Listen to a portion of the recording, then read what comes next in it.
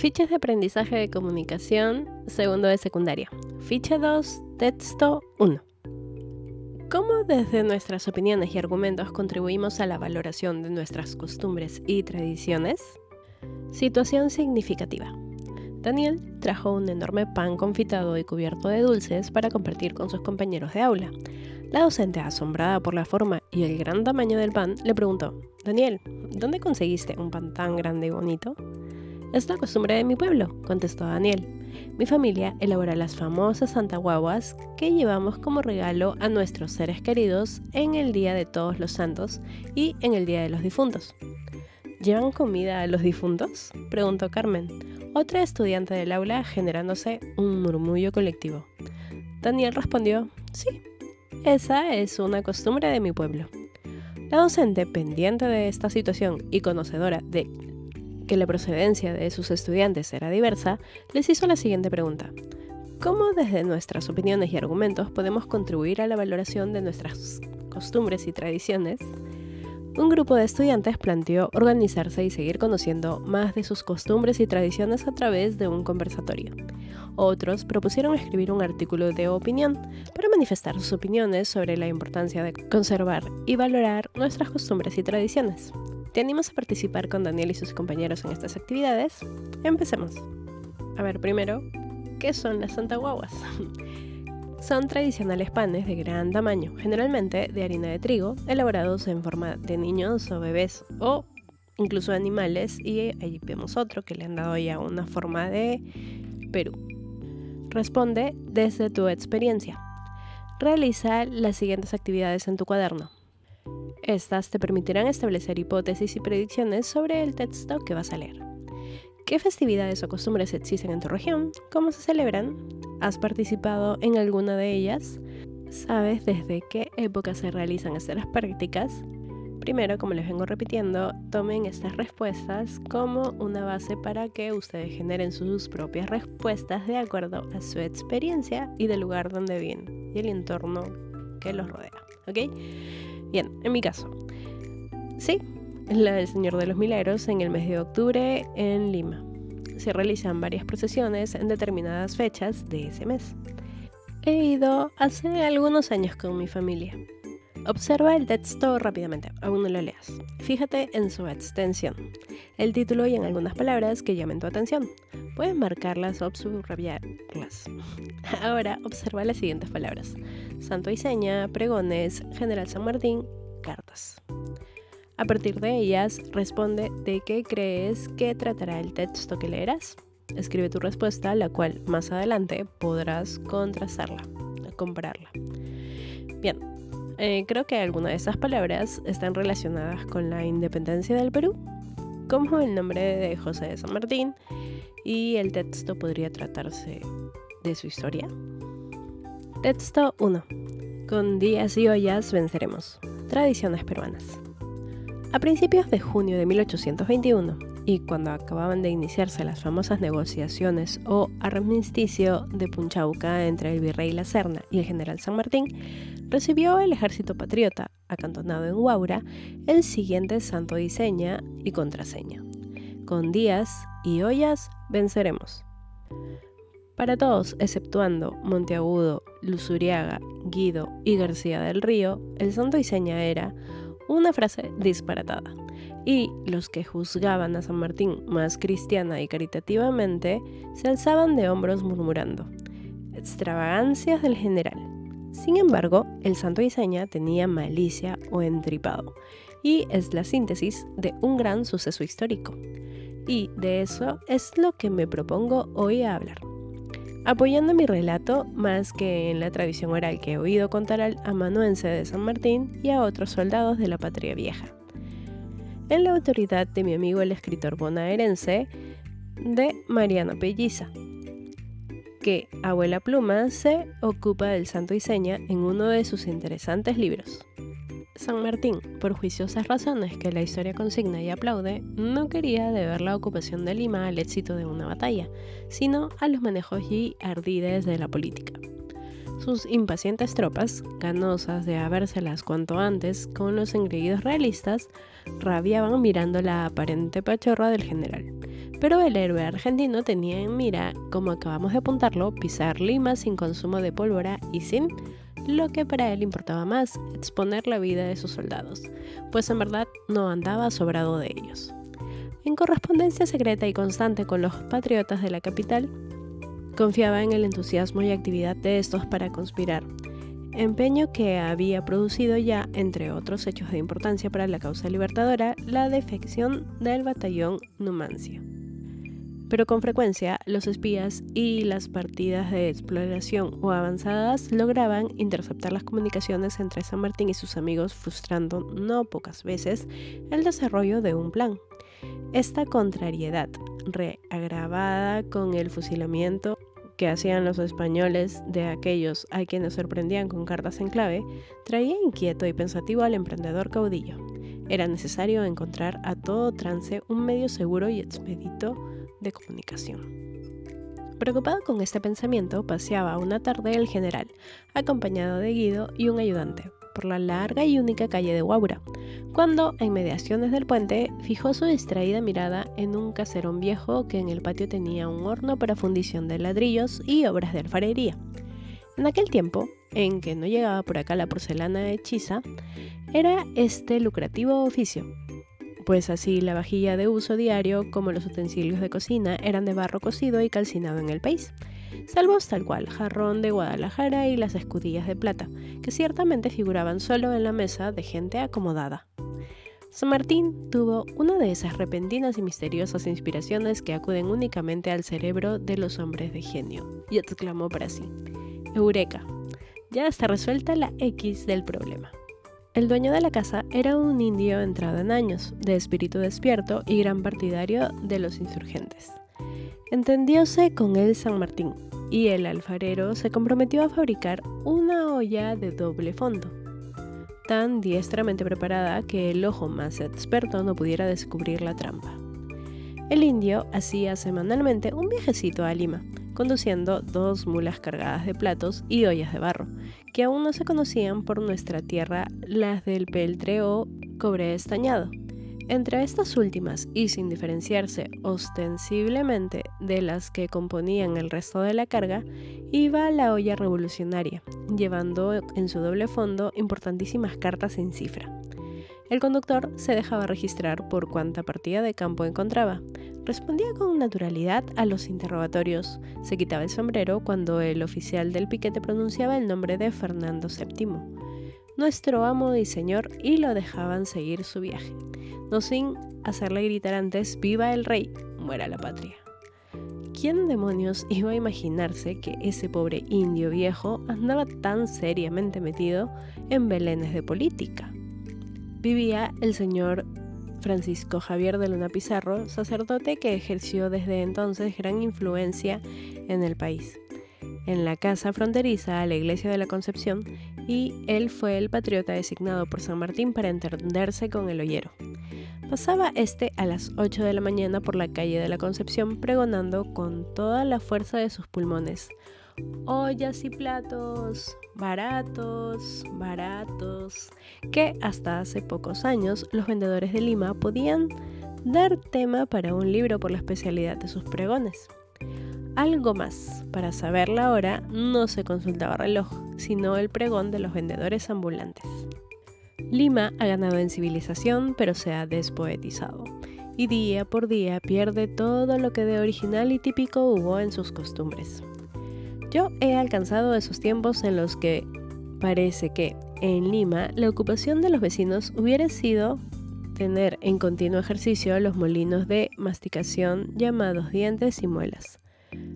Juzgue el lector cómo distribuían las horas en mi barrio, allá cuando yo andaba haciendo novillos por huertas y murallas, y muy distante de escribir tradiciones y dragonear de poeta, que es otra forma de matar el tiempo o hacer novillos. La lechera indicaba las 6 de la mañana. La tisanera y la chichera de Terranova daban su pregón a las 7 en punto. El bizcochero y la vendedora de leche vinagre, que gritaba a la cuajadita, designaban las 8, ni minuto más ni minuto menos. La vendedora de sanguito de ñajú y choncholíes marcaba las 9, hora de canónigos. La tamalera era anuncio de las 10. A las 11 pasaban la melonera y la mulata de convento vendiendo ranfañote, cocada, bocado de rey, chancaquitas, de cancha y de maní y frijoles colados. A las 12 aparecían el frutero de canasta llena y el proveedor de empanaditas de picadillo. La una era indefectiblemente señalada por el vendedor de ante con ante, la arrocera y el alfajorero. A las 2 de la tarde, la picaronera, el humitero y el de la rica causa de Trujillo atronaban con sus pregones. A las 3, el melcochero, la turronera y el anticuchero o vendedor de bistec en palito clamoreaban con más puntualidad que la mariangola de la catedral. A las 4 gritaban la picantera y el de la piñita de nuez. A las 5 chillaban el jazminero, el de las caramandungas y el vendedor de flores de trapo que gritaba: «Jardín, jardín, muchacha, ¿no hueles?». A las 6 canturreaban el raicero y el galletero. A las 7 de la noche pregonaban el caramelero, la mazamorrera y la champucera. A las 8 el heladero y el barquillero. Aún a las 9 de la noche, junto con el toque de curefuego, el animero o sacristán de la parroquia salía con capa colorada y farolito en mano pidiendo para las ánimas benditas del purgatorio o para la cera de nuestro amo. Este prójimo era el terror de los niños rebeldes para acostarse. Después de esa hora, era el sereno del barrio quien reemplazaba a los relojes ambulantes cantando entre piteo y piteo: «Ave María Purísima, las 10 han dado, vive el Perú y sereno». Que eso sí, para los serenos de Lima, por mucho que el tiempo estuviese nublado o lluvioso, la consigna era declararlo sereno. Y de 60 en 60 minutos se repetía el cántico hasta el amanecer. Y hago caso omiso de innumerables pregones que se daban a una hora fija. Ah, tiempos dichosos. Podían ellos asentarse por pura chamberinada un cronómetro, pero para saber con fijeza la hora en que uno vivía, ningún reloj más puntual que el pregón de los vendedores. Ese sí que no discrepaba pelo de segundo ni había para qué limpiarlo o enviarlo a la enfermería cada 6 meses. Y luego, la baratura. Vamos, si cuando empiezo a hablar de antiguayas se me va el santo al cielo y corre la pluma sobre el papel como caballo desbocado. Punto a la digresión. Y sigamos con nuestro insurgente ollero. Apenas terminaba su pregón en cada esquina, cuando salían a la puerta todos los vecinos que tenían necesidad de utensilios de cocina. Pedro Manzanares, mayordomo del señor Luna Pizarro, era un negrito retinto con toda la lisura criolla de los bundingas y mataperros de Lima. Gran decidor de desvergüenzas, cantador, guitarrista y navajero, pero muy leal a su amo y muy mimado por este. Jamás dejaba de acudir al pregón y pagar $1 por una olla de barro, pero al día siguiente volvía a presentarse en la puerta utensilio en mano gritando: «Oiga usted, socholo ladronazo, con sus ollas que se chirrean toditas. Ya puede usted cambiarme esta que le compré ayer, antes de que se rompa en la tutuma, para enseñarlo a no engañar el marchante, pedazo de pillo». El alfarero sonreía como quien desprecia injurias y cambiaba la olla. Y tanto se repitió la escena de compra y cambio de ollas y el agasajo de palabrotas, soportada siempre con paciencia por el indio, que el barbero de la esquina, andaluz entrometido, llegó a decir una mañana: «Córcholis, vaya con el cleriguito para cominero. Ni yo, que soy un pobre de hacha, hago tanta alaraca por un miserable de real. Recórcholis. Oye, macuito, las ollas de barro se toman sin lugar a devolución, y el que se lleva chasco contra córcholis, ni chista ni mista, y se aguanta el clavo, sin molestar con gritos y lamentaciones al vecindario». «¿Y a usted, sogodo de cuernos?», cascaba el sonajero. «¿Quién le dio vela en este entierro?», contestó con su habitual insolencia el negrito Manzanares. «Vaya usted a desollar barbas y cascar liendres, y no se meta en lo que no le va ni le viene, su adefesio en misa de una, su chapetón embriado y de ciento en carga». Al oírse apostrofar así, se le avinagró al andaluz la mostaza y exclamó ceceando: «María Santísima, hoy me pierdo. Aguárdate, gallinazo de muladar». y echando mano al puñalito o limpiadientes, se fue sobre Perico Manzanares, que sin esperar la embestida se refugió en las habitaciones de su amo. ¿Quién sabe si la camorra entre el barbero y el mayordomo habría servido para despertar sospechas sobre las ollas, que de pequeñas causas han surgido grandes efectos? Pero afortunadamente, ella coincidió con el último viaje que hizo el alfarero trayendo olla contrabandista, pues el escándalo pasó el 5 de julio y al amanecer del siguiente día abandonaba el virrey La Serna la ciudad, de la cual tomaron posesión los patriotas en la noche del 9. Cuando el indio a principios de junio llevó a San Martín la primera olla devuelta por el mayordomo del señor Luna Pizarro, hallábase el general en su gabinete dictando la orden del día. Suspendió la ocupación y después de leer las cartas que venían en el doble fondo, se volvió a sus ministros García del Río y Monteagudo y les dijo sonriendo, como lo pide el suplicante. Luego se aproximó al amanuense y añadió, escribe, Manolito, santo seña y contraseña para hoy. Con días y ollas venceremos. La victoria codiciada por San Martín era apoderarse de Lima sin quemar pólvora, y merced a las ollas que llevaban en el vientre ideas más formidables siempre que los cañones modernos. El éxito fue tan espléndido que el 28 de julio se juraba en Lima la independencia y se declaraba la autonomía del Perú. Junín y Ayacucho fueron el corolario. Reflexionamos sobre lo leído. Luego de leer el texto, realiza las siguientes actividades. Puedes releer el texto cuantas veces lo requieras. 1. Después de leer la tradición con días y ollas venceremos, confirma tus predicciones, aquellas que señalaste antes de la lectura. ¿Cuáles se cumplieron? ¿Cuáles no? ¿Por qué? Responde en tu cuaderno. Ya saben que las respuestas que les doy son una base. Ustedes tienen que guiarse de estas para generar sus propias respuestas. Bien, en ese caso, comparando con la primera respuesta que di, bueno, no habla específicamente del proceso de la independencia, pero sí menciona a San Martín y a los pregoneros que había en la Lima antigua. 2. En el primer párrafo, el narrador nos sitúa en los hechos, identifícalos coloreando o marcando la respuesta correcta.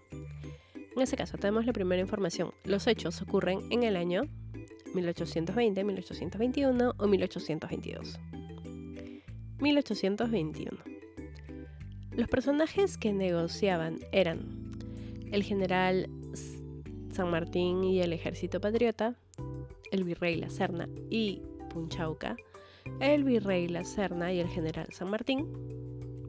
Y bien, la respuesta es esta última, el virrey La Serna y el general San Martín. Recibieron el santo y seña y contraseña. El ejército patriota, el general San Martín, el virrey La Serna. La respuesta, el ejército patriota. Y a ver, el lugar donde ocurren los hechos es Lima, Huaura o Punchauca. Aquí habla que nos fijemos en el primer párrafo. Si tomamos como base lo del primer párrafo, los hechos estarían ocurriendo en Huaura, que es donde está San Martín y parte del ejército. Pero si vemos en general, la lectura ocurre también en Lima. Así que la respuesta podría ser, si nos basamos solo en los que nos piden ver el primer párrafo, marcamos Huaura. Pero si por ahí en el salón la profesora, el profesor les dice, no, es Lima, ya tienen cómo explicar que en la indicación dice primer párrafo. Pero no estaría mal tampoco si marcan Lima. 3. Ubica en el texto las palabras que se encuentran en negrita en esta actividad e identifica su significado por el contexto, marcando o coloreando la respuesta correcta. A. Acababan de iniciarse las famosas negociaciones o armisticio de Punchauca. ¿Qué podría significar armisticio en ese contexto? Acuerdos, conflictos o soluciones. Acuerdos. B. Al amanuense de San Martín, que al vuelo de pluma se ocupa del santo y seña. Las alternativas son relatador, escribiente o narrador. Entonces, en este caso, amanuense sería el escribiente. Y la C, para saber la hora no se consultaba el reloj, sino el pregón de los vendedores ambulantes. Tenemos noticia, sanción o anuncio. Anuncio. 4. Ahora lee los siguientes enunciados y coloca los números que corresponden a la secuencia narrativa de la tradición leída. Tenemos 7 enunciados y debemos colocar esos números, cuáles creemos que van en inicio, en nudo y desenlace. En este caso, empezamos con la 1, que sería el inicio. Sus comunicaciones eran interceptadas y sus planes se frustraban. Y la otra sería: el general San Martín quería ocupar la ciudad de Lima empleando su ingenio. Ahora vamos a los que serían el nudo. El número 5. Un día observó a un alfarero y le pidió fabricar una olla con doble fondo para que llevara sus cartas. La siguiente sería 6. El alfarero viajaba semanalmente a Lima para pregonar la venta de sus ollas. Y la siguiente sería el número 7. El mayordomo de Luna Pizarro compraba la olla, pero al día siguiente se quejaba a gritos y la cambiaba. Otro de los enunciados que iría en el nudo sería el número 2. De inicios de junio a julio, los mensajes iban y venían en la olla revolucionaria. Y terminamos con el desenlace, el número 4. En el mes de julio, el virrey La Serna abandonaba Lima y después se declaraba la independencia del Perú. Realiza las siguientes actividades en tu cuaderno. 5. En la tradición, el narrador nos remonta a una costumbre relacionada a la forma como antiguamente se anunciaban las horas y menciona pregones, como estos. La lechera indicaba las 6 de la mañana. La tisanera y la chichera de Terranova daban su pregón a las 7 en punto. El bizcochero y la vendedora de leche vinagre, que gritaba a la cojadita, designaban las 8. Ni minuto más ni minuto menos. Para saber con fijeza la hora en que uno vivía, ningún reloj más puntual que el pregón de los vendedores. Bien, ahora, tomando en cuenta esta descripción, ¿los habías escuchado alguna vez? ¿Dónde? ¿Cómo definirías lo que es un pregón? Ya saben, tomen estas respuestas como una base. Eso es mi opinión, ustedes pueden pensar diferente, ustedes quizás sí saben lo que es un pregón, quizás no, y todo lo colocan allí. En mi caso, yo sí lo había escuchado antes en la Alameda Chabuca Grande, en el centro de Lima. A veces pasan vendedores diciendo el nombre de lo que venden, diciendo un pregón. Son personas ya mayores, que es como que quieren mantener todavía esa costumbre, esa tradición. Y bueno, en estos pregones ellos promocionan el producto que venden con alguna frase en rima. B. ¿Con qué propósito crees que el autor relata cómo era esta costumbre de la Lima antigua? Ricardo Palma, que es el autor de esa tradición peruana, de las tradiciones peruanas en general, quiere mostrar esta costumbre en la Lima antigua con el fin de dejar una evidencia de la existencia de esta costumbre. Quiere mostrar que existió, de cuáles productos se consumían y mostrar que también eran muy puntuales. C. ¿Qué importancia crees que tenían estos vendedores y sus pregones en esa época? ¿Por qué crees que los pregones perdieron su vigencia en las costumbres de Lima de hoy? A mi parecer, los pregoneros eran muy puntuales, tanto así que eran como un reloj para los limeños antiguos. Pasaban ofreciendo diversos productos, ninguno se repetía. Tanto ellos como sus pregones se convirtieron en algo propio de la ciudad, en algo propio de Lima. Creo que hoy ya no hay pregoneros por la modernidad. Hoy todos ya tienen un reloj, lo tienen tanto en los relojes de mano, que ya también muy pocas personas lo usan, o en el celular. La ciudad ya es más acelerada y también la venta de productos se da de otra forma. 6. Ubiquémonos en los personajes. En la tradición leída se mencionan varios personajes, distintos todos, pero algunos con un propósito común. A. Caracteriza a los siguientes personajes. ¿Cómo son físicamente o de carácter? ¿Qué actividades realizan y qué propósitos tienen? Bueno, en este caso nos basamos en lo que nos da el texto. El primer personaje es el general San Martín. Entre sus características es que es un héroe argentino, era un líder ingenioso. Tuvo la idea de usar las ollas para enviar mensajes.